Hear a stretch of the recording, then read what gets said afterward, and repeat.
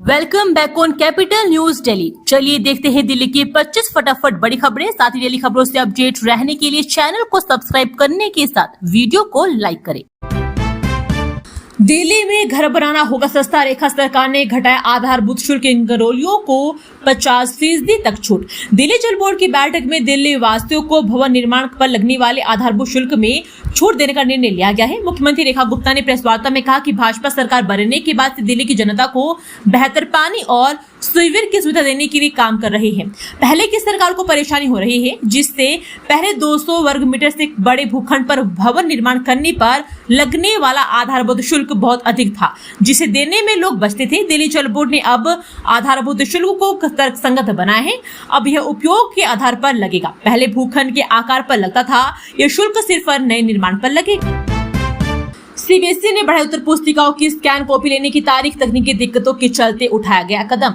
CBSE ने कक्षा 12 board परीक्षा 2026 की उत्तर पुस्तिकाओं की स्कैन कॉपी प्राप्त करने की अंतिम तिथि बढ़ा दी है। बोर्ड ने शुक्रवार को जारी सर्कुलर में बताया है कि सीबीएसई वेबसाइट पर पिछले कुछ दिनों से अत्यधिक ट्रैफिक और अनधिकृत हस्तक्षेप के प्रयासों के कारण तकनीकी बाधा उत्पन्न हो रही थी। ऐसे में किसी भी छात्र से असुविधा न हो, इसके लिए फैसला लिया गया है। सीबीएसई के अनुसार पहले स्कैन की उत्तर पुस्तिका की फोटोकॉपी प्राप्त करने के लिए आवेदन की अंतिम तिथि 23 मई 2026 निर्धारित थी, जिसे अब बढ़ाकर 24 मई 2026 कर दिया गया है।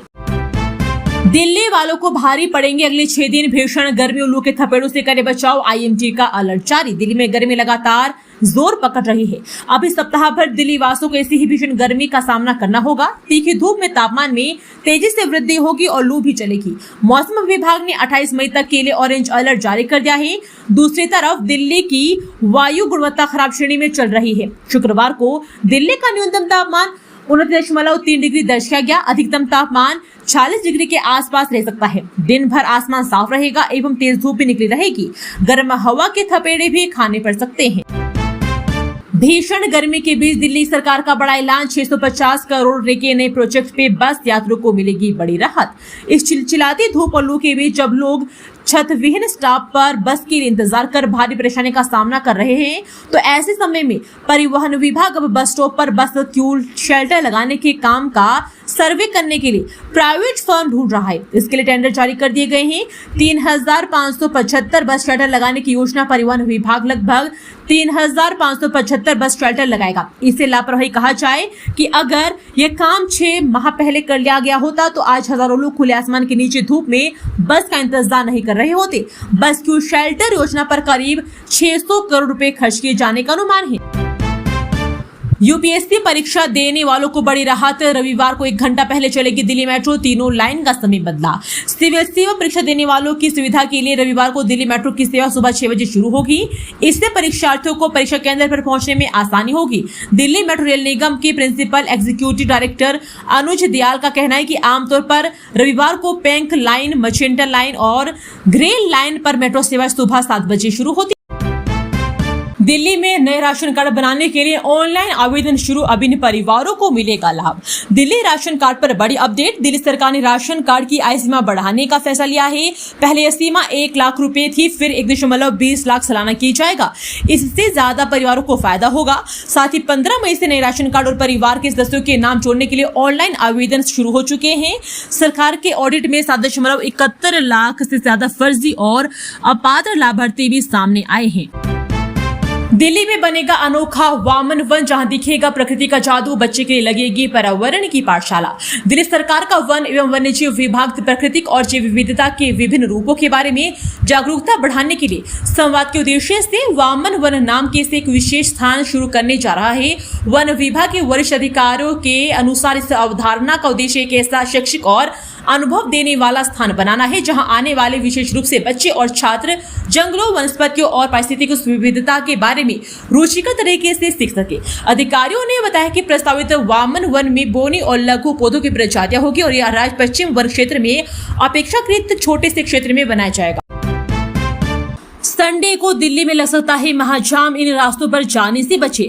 अगर आप आने वाले रविवार यानी 24 मई को मध्य उत्तरी जिले की दिल्ली की तरफ जाने की योजना बना रहे हैं तो सावधान हो जाइए। लाल किला और आसपास के इलाकों में भारी ट्रैफिक जाम की स्थिति बन सकती है। दरअसल लाल किला पर जनजातीय सांस्कृतिक समागम का आयोजन होने जा रहा है, जिसमें करीब 1 लाख लोगों के शामिल होने की संभावना है। इस कार्यक्रम के लिए दिल्ली के कई हिस्सों से भव्य शोभा यात्राएं निकाली जाएगी, जो श्यामगिरी मंदिर, रामलीला मैदान, राजघाट, कुदसिया पार्क और अजमेरी गेट से होकर लाल किला पहुंचेगी। इसके चलते कई मार्गों पर भारी भीड़ और वीआईपी मूवमेंट देखने को मिल सकता है। ट्रैफिक पुलिस ने लोगों से अपील की है कि वे बेहद जरूरी होने पर इन रास्तों पर यात्रा करें और जाम से बचने के लिए दिल्ली मेट्रो का इस्तेमाल करें। दिल्ली में बिजली आपूर्ति सुधारने के लिए मास्टर प्लान तैयार, 2031 तक 13,114 मेगावाट की डिमांड होगी पूरी। दिल्ली में लगातार बढ़ती बिजली मांग को देखते हुए सरकार ने बड़ा कदम उठाया है। राजधानी में बिजली व्यवस्था मजबूत करने के लिए मिशन 2030 लॉन्च किया गया है। इसके तहत अगले 4 वर्षों में 17,000 करोड़ रुपए खर्च किए जाएंगे। ऊर्जा मंत्री आशीष सूद के अनुसार वर्ष 2031 तक दिल्ली में बिजली मांग 13,114 मेगावाट तक पहुंच सकती है। इलेक्ट्रिक वाहन चार्जिंग, मेट्रो विस्तार और बढ़ती आबादी को देखते हुए ये योजना तैयार की गई है। सरकार का लक्ष्य सभी 70 विधानसभा क्षेत्रों में बिजली नेटवर्क मजबूत कर 24 घंटे निर्बाध सप्लाई देना है। साथ ही औसतन 120 मिनट की सालाना बिजली कटौती को घटाकर 60 मिनट करने की भी तैयारी है। यूपी बिहार के यात्रियों के लिए गुड न्यूज, नई दिल्ली से बरौनी दरभंगा स्पेशल ट्रेनों के लिए 16 जुलाई तक बढ़े। गर्मियों की छुट्टियों में यात्रियों की बढ़ती भीड़ को देखते हुए रेलवे ने बड़ी राहत दी है। नई दिल्ली बरौनी, नई दिल्ली दरभंगा स्पेशल ट्रेनों के फेरे बढ़ा दिए गए हैं। अब इन ट्रेनों को नई दिल्ली से 16 जुलाई तक चलाया जाएगा, जिससे उत्तर प्रदेश और बिहार के यात्रियों को फायदा भी मिलेगा। बरौनी नई दिल्ली स्पेशल ट्रेन संख्या 02563 और 02564, जबकि दरभंगा नई दिल्ली स्पेशल ट्रेन 02569 और 02570 के संचालन की अवधि बढ़ा दी गई है। रेलवे की इस फैसले से यात्रियों की यात्रा और आसान होने की उम्मीद है। यमुना को साफ रखने में हो गए फेल, दिल्ली के 7 एसटीपी टेस्ट में नहीं खरे उतरे। डीपीसीसी की रिपोर्ट में बड़ा खुलासा, घरों से निकलने वाले सीवेज के सीधे यमुना में गिरने से रोकने के लिए सीवेज उपचार संयंत्र में इन्हें उपचारित किया जाता है, लेकिन एसटीपी गुणवत्ता पर प्रश्न खड़े होते रहते हैं। डीपीसीसी की नवीनतम रिपोर्ट के अनुसार 7 एसटीपी गुणवत्ता पर खड़े उतरे हैं। इनमें उपचारित पानी में कुल निलंबित ठोस जैव रासायनिक ऑक्सीजन मांग और फीकल कोलिफॉर्म का स्तर निर्धारित मानक से अधिक मिला है।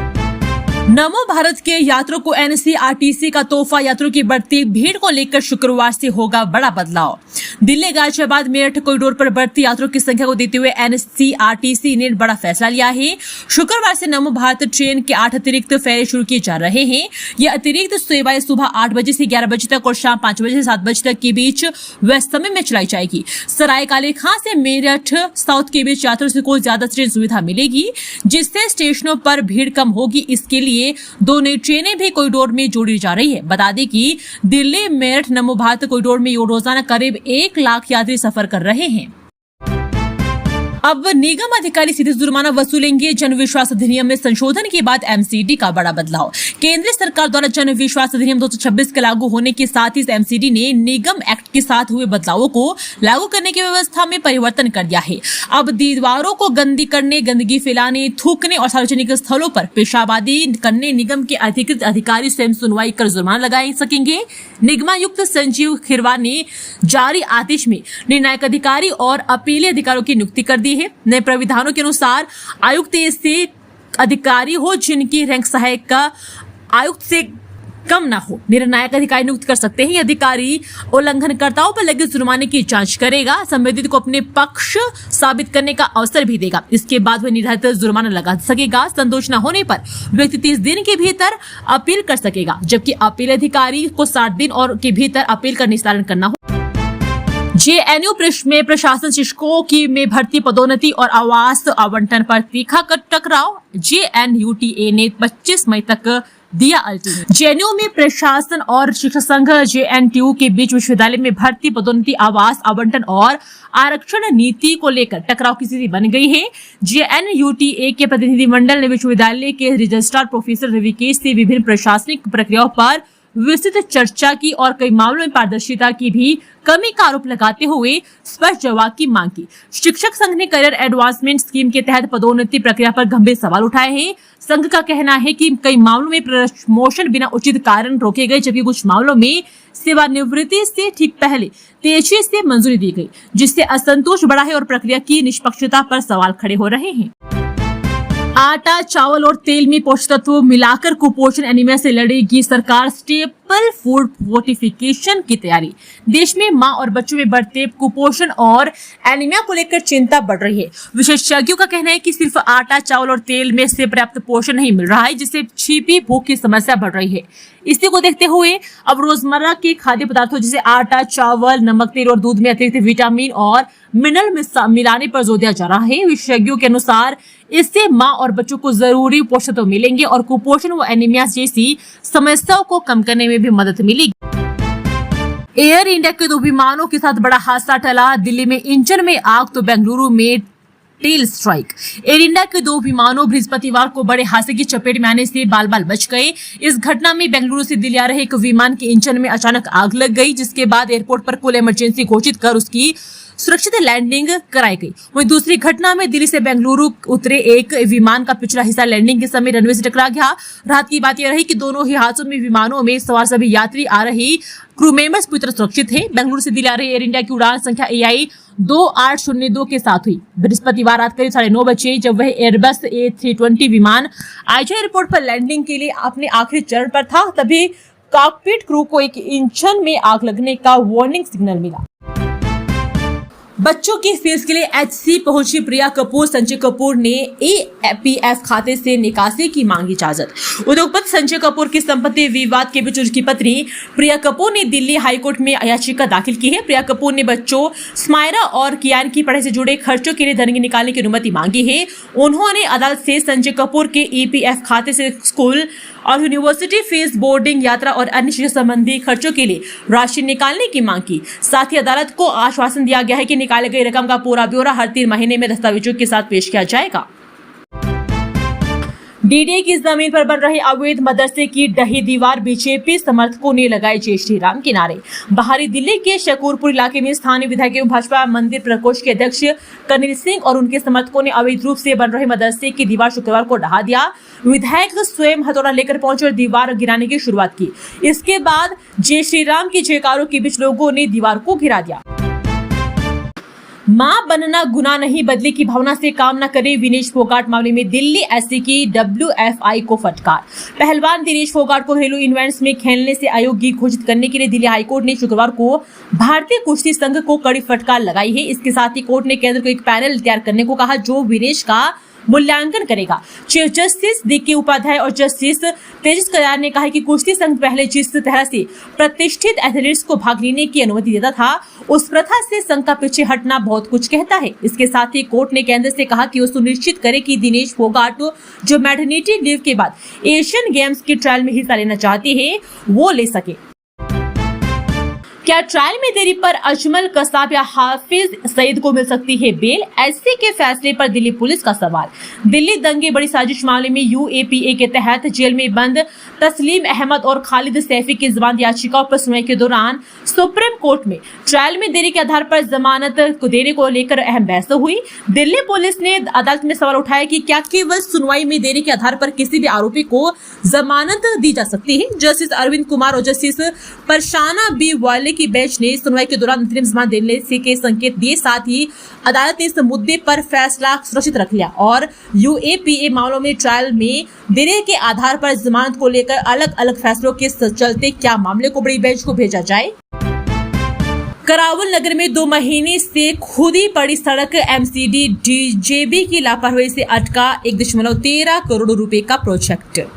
दिल्ली के करावल नगर की काले घाटा रोड पर अधूरा पुलिया निर्माण और सड़क कार्य लोगों की परेशानी का कारण बन गया है। करीब 2 महीने पहले नाला निर्माण के लिए सड़क खोदी गई थी, लेकिन अब तक पुलिया का काम नहीं हो पाया है। इसके चलते शिव विहार और दयालपुर से आने वाले लोगों की आवाजाही प्रभावित हो रही है। वहीं सड़क निर्माण के कारण इलाके में रोजाना जाम, धूल मिट्टी और व्यापार पर भी असर पड़ रहा है। अधिकारियों के अनुसार पहले ठेकेदार के काम छोड़ने के बाद अब नए ठेकेदार को जिम्मेदारी दी गई है और निर्माण कार्य दोबारा शुरू कर दिया गया है। तिहाड़ जेल से बाहर आएगा दिल्ली दंगों का आरोपी उमर खालिद, हाईकोर्ट से मिली अंतरिम जमानत। दिल्ली हाईकोर्ट ने उमर खालिद को अंतरिम जमानत दे दी है। अदालत ने उन्हें 1 जून से 3 जून तक राहत प्रदान की है ताकि वह अपनी बीमार मां की सर्जरी के दौरान उनकी देखभाल कर सके और अपने चाचा के चहलमूल से शामिल हो सके। सुनवाई के दौरान उमर खालिद की ओर से परिवार की जरूरतों का हवाला दिया गया, जिसके बाद कोर्ट ने मानवीय अधिकार पर राहत दी है। हालांकि अदालत ने जमानत अवधि को दौरान 23 शर्तों का पालन करने के निर्देश भी दिए हैं। उमर खालिद फिलहाल उत्तर पूर्वी दिल्ली दंगों से जुड़े यूएपीए मामले में न्यायिक हिरासत में है। डीओ ने चौथे वर्ष के छात्रों को दी बड़ी राहत, वाइवा के लिए वीडियो जमा करने की अनिवार्यता खत्म। दिल्ली विश्वविद्यालय ने चौथे वर्ष के छात्रों को बड़ी राहत दी है। अब 8वें सेमेस्टर के विद्यार्थियों के लिए 30 मिनट का वाइवा वीडियो जमा करना अनिवार्य नहीं होगा। यह फैसला शैक्षिक स्तर 2026 से लागू किया जाएगा और 4 वर्षीय स्नातक पाठ्यक्रम के अंतिम वर्ष के छात्रों को इसका फायदा भी मिलेगा। पहले डीओ के अकादमिक ट्रैक के छात्रों के लिए वाया वीडियो रिकॉर्ड कर जमा करना जरूरी था, लेकिन छात्रों को कॉलेजों में इससे समय लेने वाली और तकनीकी रूप से कठिन प्रक्रिया बताया गया। शिकायतों के बाद विश्वविद्यालय ने नियम की समीक्षा कर यह फैसला लिया है। दिल्ली में दिखेगा मिनी भारत। 24 मई को पारंपरिक वेशभूषा में झूमते हुए लाल किला पहुंचेंगे 1.5 लाख आदिवासी। दिल्ली वालों के लिए यह अनुभव अनूठा, अविस्मरणीय व अचंभित कर देने वाला होगा। जब 24 मई को एक साथ विभिन्न मार्गों से गुजरते हुए जनजातीय समाज के करीब 1.5 लाख लोगों का कारवां पारंपरिक वेशभूषा व वाद्य यंत्रों की थाप पर गाते झूमते हुए लाल किला मैदान की ओर आगे बढ़ेगा, जहां वृद्ध जनजातीय सांस्कृतिक समागम का आयोजन होगा। उसके पूर्व कई किलोमीटर लंबी यह यात्रा सनातन धरोहर को सहेजे संभाले जनजातीय समाज की संस्कृति, विधिवता, प्रकृति प्रेम व भारतीयता से जुड़ाव की लाइन प्रस्तुत होगी। ये मौका न सिर्फ दिल्ली वालों को जनजातीय समाज के साथ जुड़ने, उन्हें समझने और अपनाने का होगा, बल्कि ये भाव भी प्रस्तुत करेगा कि गांव से लेकर शहर तक, पहाड़ से लेकर जंगल तक के निवासी अभी एक है। महिला से मोबाइल छीनकर भाग रहे बदमाश को जनता ने दबोचा, एयरगन और चाकू बरामद। दिल्ली के विवेक विहार इलाके में मोबाइल झपटमारी की घटना सामने आई है। स्कूटी सवार 2 बदमाशों ने एक महिला से मोबाइल छीनकर फरार होने की कोशिश की। महिला के शोर मचाने पर आसपास मौजूद लोगों ने तुरंत पीछा किया और एक बदमाश को पकड़ लिया, जबकि दूसरा आरोपी मौके से फरार हो गया। पुलिस ने पकड़े गए आरोपी के पास से महिला का मोबाइल, वारदात में इस्तेमाल स्कूटी, एक एयरगन और चाकू बरामद किया है। पुलिस के अनुसार आरोपी पहले भी चोरी और झपटमारी के कई मामलों में शामिल रह चुका है। फिलहाल फरार बदमाश की तलाश जारी है। लू और तेज धूप की चपेट में आकर आसमान से गिर रहे पक्षी दिल्ली के अस्पतालों में रोज 200 से ज्यादा आ रहे हैं इलाज के लिए। भीषण गर्मी और लू का असर अब इंसानों के साथ पक्षियों पर भी भारी पड़ रहा है। तेज धूप और गर्म हवा के कारण कई पक्षी उड़ते समय ही बेसुध होकर जमीन पर गिर रहे हैं, जबकि रोजाना 15 से 20% तक पक्षियों की मौत होने की आशंका जताई जा रही है। दिल्ली के पक्षी अस्पतालों में बड़ी संख्या में बीमार पक्षी लाए जा रहे हैं, जिन्हें सांस लेने में दिक्कत, डिहाइड्रेशन और अन्य समस्या हो रही है। डॉक्टर के अनुसार पक्षियों को ठंडे कमरों में रखकर ORS, ग्लूकोज और जरूरत पड़ने पर विटामिन दिए जा रहे हैं। सबसे ज्यादा प्रभावित कबूतर और अन्य खुले आसमान में रहने वाले पक्षी हो रहे हैं। दिल्ली में ट्रांसपोर्टर हड़ताल के पहले दिन 30% व्यावसायिक वाहन चले, हरित शुल्क बढ़ोतरी और BS4 प्रतिबंध का विरोध। दिल्ली में ट्रांसपोर्टरों की हड़ताल का पहला दिन मिला जुला असर देखने को मिला। हरित शुल्क बढ़ोतरी और नवंबर से BS4 व्यावसायिक वाहनों पर प्रतिबंध के विरोध में की गई हड़ताल के दौरान करीब 30% व्यावसायिक वाहन ही सड़कों पर चले। ट्रांसपोर्ट संगठनों का दावा है कि हजारों वाहनों की आवाजाही प्रभावित हुई है और असली असर शुक्रवार और शनिवार को देखने को मिल सकता है। हालांकि राहत की बात यह रही कि auto, taxi, cab, tourist bus और ई-रिक्शा सेवाएं सामान्य नहीं रही, जिससे आम लोगों को ज्यादा परेशानी नहीं हुई है। दिल्ली एनसीआर में गर्मी का डबल अटैक, दिन के बाद अब रातें भी उड़ा देगी नींद, शरीर को ठंडा होने का नहीं मिलेगा मौका। दिल्ली एनसीआर समेत पूरे देश के लिए आने वाले साल चिंता बढ़ाने वाले हैं।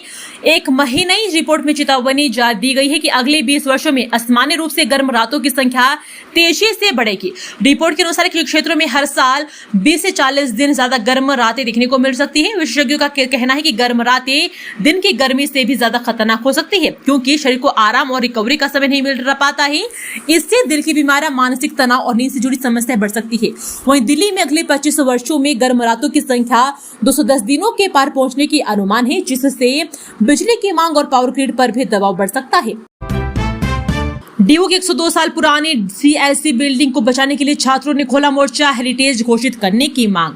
डीयू के लो फैकल्टी स्थित करीब 102 वर्ष पुरानी कैंपस लॉ सेंटर बिल्डिंग को हटाए जाने के विरोध में गुरुवार को छात्रों ने विरोध प्रदर्शन किया है। बड़ी संख्या में छात्र लो फैकल्टी परिसर में एकत्र हुए और विश्वविद्यालय प्रशासन के खिलाफ नारेबाजी करते हुए अधिकारियों के दफ्तर का घेराव किया। कई छात्र दफ्तर के बाहर धरने पर बैठ गए और सीएलसी नहीं हटेगी तथा हेरिटेज बचाओ जैसे नारे लगाए गए।